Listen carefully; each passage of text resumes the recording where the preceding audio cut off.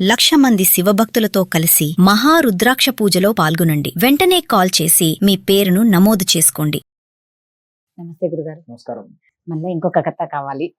శ్రీకాళహస్తీశ్వరుడు శివుడి గురించి చాలా మందికి బాగా తెలుసు, చాలా పవర్ఫుల్. అక్కడికి వెళ్ళి చాలా మంది వాళ్ళ కోరికలు కానీ, పిల్లల సంతానం సంబంధించి కానీ, భార్యాభర్తలు దాని అన్యోన్యమైన అంటే గొడవలు లేకుండా ఇలా రకరకాలుగా నేను చాలా విన్నాను గురుగారు.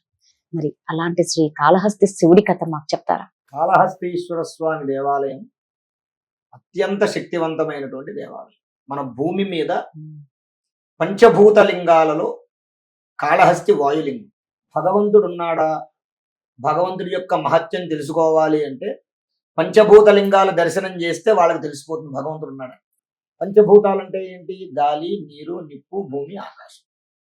ఈ ఐదుటి స్వరూపంగాను ఈ ఐదిట్లోనూ ఉన్నది అంతటా పరమేశ్వరుడే నిండి ఉన్నాడన్న తత్వాన్ని తెలియజేయడం కోసం ఈ పంచభూతలింగాల స్వరూపంలో స్వామివారు ఆవిర్భవించారు. అందులో ఒకటి మన తెలుగు రాష్ట్రాల్లో ఉండడం మన పూర్వజన్మ చేసుకున్న సుకృతం. ఇంకా గొప్ప విషయం ఏంటయ్యా అంటే తమిళనాడు నుంచి మన రాష్ట్రం విడిపోయినప్పుడు తిరుపతిని కాళహస్తిని మన దాంట్లో కలిపిన వాడికి ఒక నమస్కారం చేయాలి. అవతల వైపు వదిలేయకుండా, అవి మాకు వదిలేయకుండా, అంటే నాకు తెలిసి చెన్నై మీకు ఇచ్చేస్తాము, తిరుపతి కాళహస్తి మాకు ఇచ్చేమని అడిగారట అప్పట్లో. చెన్నై మీకు ఇచ్చేస్తాము, తిరుపతి కాళహస్తి ఈ బెల్ట్ మేము తీసుకుంటాము, చిత్తూరు ఇటు, చెన్నై నుంచి అది మీరు తీసుకోండి, నెల్లూరు చెన్నై అది మీరు తీసుకోండి అని అడిగారట. అడిగినా కూడా ఒప్పుకోలేదు. అలా ఒప్పుకోకుండా ఉన్న కారణంగా ఆ రెండు పుణ్యక్షేత్రాలు మన అదృష్టం మన తెలుగు రాష్ట్రాల్లో ఉండడం మనం చేసుకున్న పూర్వజన్మ సుకృతం మొట్టమొదటిగా. ఇంకోటి ఏంటయ్యా అంటే ఈ కాళహస్తి, స్త్రీ అంటే సాలిపురుగు, కాళ అంటే సర్పం, హస్తి అంటే ఈ మూడు ప్రాణులకి కూడా మోక్షాన్ని కలిగించినటువంటి ప్రదేశం కాబట్టి శ్రీకాళహస్తి. ఆ పరమేశ్వరుడికి శ్రీకాళహస్తీశ్వర స్వామి అనేటటువంటి పేరు. పూర్వం అదంతా అడవి, అది స్వయంభులింగం, అది స్వయం ప్రతిభ, ఎవరో ప్రతిష్ఠ చేసినటువంటి లింగం కాదు, అది స్వయంభులింగం. ఇప్పటికీ కూడా ఆ శివలింగాన్ని అందరు అయ్యగారులు కూడా ముట్టుకోరు. ఒకళ్ళో ఇద్దరో ప్రధానార్చకులు ముట్టుకుంటారు అంతే తప్ప ఎవరు పడితే వాళ్ళు ముట్టుకోరు. అంత శక్తివంతమైనటువంటి శివలింగం. అయితే అంత అడవి ప్రాంతం, స్వర్ణముఖి నది అక్కడ ఉంటుంది, మొత్తం అంతా అడవి ప్రాంతం. ఈ అడవి ప్రాంతంలో పూర్వజన్మ అతి భక్తిగా ఉండే కొంతమంది మహర్షులు కానివ్వండి, కొంతమంది ఆధ్యాత్మికులు, సాధు పుంగవులు, వాళ్ళు ఏం చేస్తారయ్యా అంటే ఈ అరిషడ్ వర్గముల ప్రభావం, జిహ్వ చాపల్యం, ఆ చాపల్యాన్ని చంపుకోలేక భక్తి, అత్యంత భక్తి ఉండి ఆధ్యాత్మిక చింతనలో ఉన్నటువంటి వాడు తెలుసో తెలియకో అరిషడ్ వర్గాలు కామ, క్రోధ, లోభ, మోహ, మదమాత్సర్యాలకి లోనయ్యి చిన్న చిన్న పొరపాట్లు ఇస్తూ ఉంటాడు.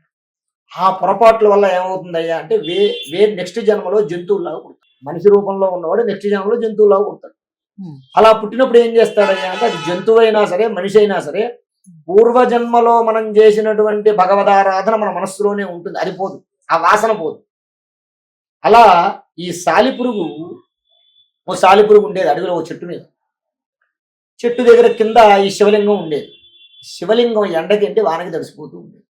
అరే ఎండకి ఎండిపోతుంది అని చెప్పి ఏం చేసేది ఆ సాలిపురుగు, ఏం చేసేది అయ్యా అంటే ఒక వల కట్టింది నెత్తి మీద స్వామికి, టెంట్ లాగా కట్టింది. అంటే ఎండకి ఎండ పొడ స్వామివారి మీద పడకుండా కట్టేది.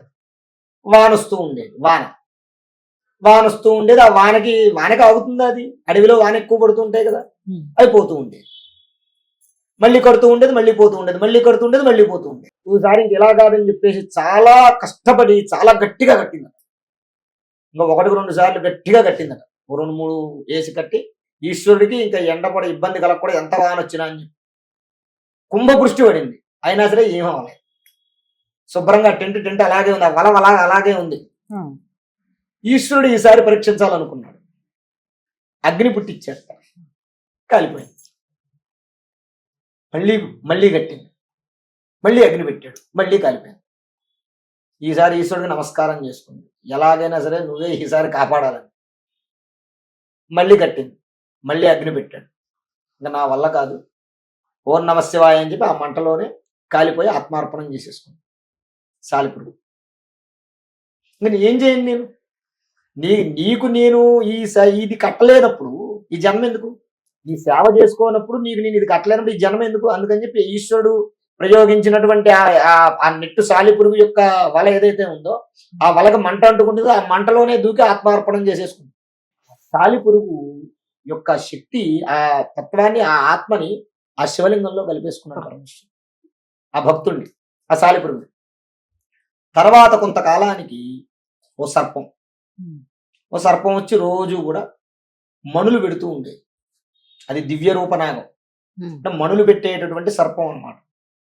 రోజు రావడం, ఇప్పుడు మనం పూలు పెడతాం, వాటికి మణులు ఉంటాయిగా, శివలింగం మీద పైకెక్కి అది పుష్పంలాగా పెడుతూ మణులు తెచ్చి పూజ చేస్తూ ఉండేది. అది ఇది వచ్చి పాము వెళ్ళిపోయిన తర్వాత ఏనుగు అడవిలో ఏనుగు, ఇవన్నీ కూడా పూర్వజన్మలో పరమేశ్వరుడు యొక్క భక్తులే. కానీ పూర్వజన్మ ఏదో ఉంటాయిగా, ఏవో చిన్న చితగా తెలియక అపరాధాలు చేసినటువంటి ఆ పాపకర్మ వల్ల ఈ జన్మెత్తే. కానీ ఆ వాసన పోక, భగవంతుడి మీద భక్తి పోక ఇలాగా ఈ జన్మెత్తి అయినా సరే ఈ జన్మలో కూడా భగవంతుని ఆరాధన చేస్తున్నాడు అనమాట. ఏనుగు ఏం చేసేది, రోజు తన తొండంతో నీళ్లు తీసుకొచ్చి పక్కనే స్వర్ణముఖి నదిలో నీళ్లు తీసుకొచ్చి దాని మీద పోసి శుభ్రం చేసి మణులన్నీ కిందకి గెంటేసేది. నీళ్లు పోసి ఆ పక్కన ఉన్న మారేడు దళాలు పూలు దింపుకొచ్చి నెత్తి మీద పెట్టేది ఏనుగు. ఇలా జరుగుతూ ఉన్నప్పుడు కొంతకాలం ఈ పాము కోపం వచ్చింది. నేను మణులు పెడితే ఎంత విలువైన మణులు తీసి పక్కకు గెంటేసి ఈ పిచ్చి పిచ్చి పూలు మారేడు దళాలు పెడుతుంది, ఎవరు పెడుతున్నారని ఆరాధేసి ఓ రోజు పక్కన నుంచి వస్తుంది, ఏనుగు వచ్చి పూజ చేస్తుంది. మళ్ళీ అలాగే మర్నాడు మళ్ళీ చేసింది, అలాగే రోజు గెంటేస్తుంది. ఇంక ఇలా కాదు అని చెప్పి ఏం చేసింది, శివలింగం కింద దాక్కుంది పాము. ఈ కరెక్ట్ గా ఈ పాము వచ్చి ఈ ఏనుగు వచ్చి నీళ్లు పోసి శివలింగం మీద తొండం పెట్టి ప్రార్థన చేసి అది పూజ చేసుకునే లోపు ఏం చేసింది, లింగం మించి పాకేసి ఏనుగు తొండంలోంచి లోపలికి వెళ్ళిపోయింది, కుంభస్థానంలోకి వెళ్ళిపోయింది. ఏనుగుకి విపరీతమైన బాధ కలిగింది. దానికి అర్థమైంది, ఏదో నా ముక్కులో దూరింది, నాకు ఇబ్బంది అవుతుందని చెప్పేసేసి ఏనుగు ఏం చేసిందట, ఆ బాధ తట్టుకోలేక అక్కడ ఉన్నటువంటి ఒక కొండ, ఆ కొండకి తన తలను బదులు కుంభస్థలాన్ని కొట్టింది. కుంభస్థలం పగిలిపోతే ఏనుగు బ్రతకడం. పరమేశ్వర అంటూ కుంభస్థలాన్ని కొట్టింది. ఈ పాము ముక్కులోంచి నోట్లో వెళ్ళిపోయి లోపలికి వెళ్ళిపోయి అది కుంభస్థలంలోకి వెళ్ళిపోయింది. ఇది ఎప్పుడైతే కొండని ఢీకొనడం వల్ల ఏమైందయ్యా అంటే లోపల అది చిట్లిపోయింది, ఇది చచ్చిపోయింది, రెండు చచ్చిపోయాయి. రెండు పరమేశ్వరుడి మీద భక్తితోటి, పరమేశ్వరుడు పూజ చేయాలన్న ప్రేమతోటే భక్తితోటే చనిపోయాయి. ఆ ఇద్దరిని కూడా దాంట్లో కలిపేసుకున్నాడు స్వామి. అలా ఆ మూడు ప్రాణుల యొక్క ఆత్మశక్తిని, వాటి యొక్క భక్తి శక్తి రెండింటినీ కూడా తనలో కలుపుకున్నటువంటి ఈశ్వరుడి యొక్క లింగం ఆవిర్భవించి ఉన్నటువంటి క్షేత్రం కాబట్టి దానికి కాళహస్తీశ్వర స్వామిని పేరు. అక్కడ సర్పదృష్టి కలిగి ఉండడం వల్ల, అంటే ఈ సర్పం పూజ చేయడం వల్ల, ఈ సర్పదృష్టి కలిగి ఉండడం వల్ల ఎవరైతే రాహుకేతువులు పూజ చేసుకుంటారో, ఎవరైతే కాలసర్ప దోషానికి సంబంధించిన పూజ చేసుకుంటారో, ఎవరైతే నాగప్రతిష్టలు చేస్తారో వాళ్ళకి ఆ దోషాలన్నీ తొలగి. ఇంకా మహత్యం ఏమిటయ్యా అంటే అక్కడ జ్ఞానప్రసూనాంబిక అమ్మవారు, జ్ఞానప్రసూనాంబ అని అమ్మవారు ఈశ్వరుడు. ఆ అమ్మవారి దగ్గర అమ్మవారికి వడ్డాణం ఉంటుంది, అమ్మవారికి పెడతారు. ఆ నాగవడ్డాణాన్ని చూస్తే చాలట, నువ్వు కాళహస్తి పూజలో పాల్గొనాల్సిన అవసరం లేదు, చూస్తే చాలు ఆ దోషం పో. అంత శక్తివంతమైనటువంటి క్షేత్రం. అలాగే భక్త కన్నప్ప గురించి మనకు తెలుసు, ఆయన కళ్ళను సమర్పించి ఈశ్వరుడి యొక్క సాక్షాత్కారాన్ని పొందినటువంటి మహానుభావుడు ఆయన. ఇలా ఆ క్షేత్రంలో తన యొక్క భక్తుల్ని రక్షించి తనని ఆరాధించినటువంటి భక్తుల్ని తనలోనే ఐక్యం చేసుకునేటటువంటి పరమేశ్వరుడు కాబట్టి అంతటి మహత్యము, అంతటి శక్తి కలిగినటువంటి క్షేత్రం కాళహస్తీశ్వర క్షేత్రం. అందుకే కాలసర్ప దోషాలు ఉన్న వాళ్ళందరూ వెళ్తారు కదా. దీని వల్ల ఇక పెళ్లిళ్ళు కాకుండా వెళ్ళి చక్కగా చేసుకుని వస్తే స్వామివారి యొక్క అనుగ్రహం వల్ల తప్పనిసరిగా ఆ కాలసర్ప దోషాలు తొలగిపోయి వారికి వారు అనుకున్నటువంటి పనులు, వివాహం, ఉద్యోగం, అలాగే సంతానం అన్నింటిలోనూ శుభంగా చక్కగా చెప్తారు గురుగారు. శ్రీ మహాగణాధిపతయే నమః. ఆరోగ్యము, ఐశ్వర్యము, ఆనందము, ఆర్థిక లాభం ఇవన్నీ కలగాలంటే ఆగస్టు 11వ తారీఖు మంగళవారం రోజున మేము నిర్వహించేటటువంటి 1,00,000 రుద్రాక్షల పూజలో పాల్గొనండి. పరమేశ్వరుడి యొక్క అనుగ్రహం వల్ల సర్వ విధములైనటువంటి కష్టాలు నివారణమై ఐశ్వర్యాలు కలుగుతాయి. 1,00,000 రుద్రాక్ష పూజలో పాల్గొనేటటువంటి వారు స్క్రీన్ మీద స్క్రోల్ అవుతున్నటువంటి నంబర్లకు కాల్ చేసి రిజిస్ట్రేషన్ చేసుకోగలరు.